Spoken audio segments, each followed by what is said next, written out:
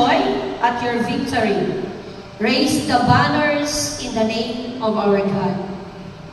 And for the month of March, our theme is Victorious Life in Loving Like Christ.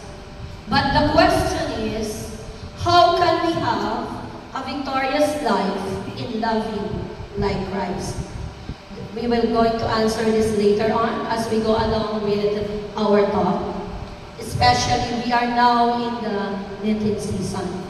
Now, for us Catholic, the Lenten season is a period of 40 days, excluding Sundays.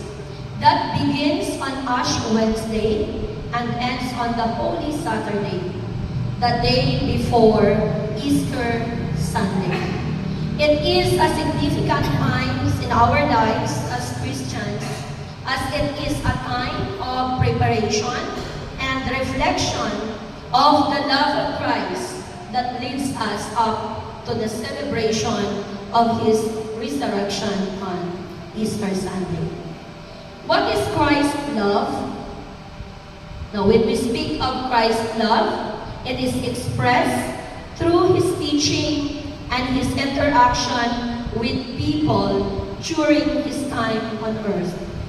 He showed love and compassion to everyone, regardless of one's status, race, or sin. What is the power of Christ's love? Be filled with Christ's love, we can endure pain. Amen? Will the fear that we have, forgive freely, avoid contentions, we can renew our strength, and of course, bless and help others in a ways surprising even to us. Diba, minsan nagtataka tayo, paano tayo nakakasurvive sa araw-araw? And that's because of God's love for us.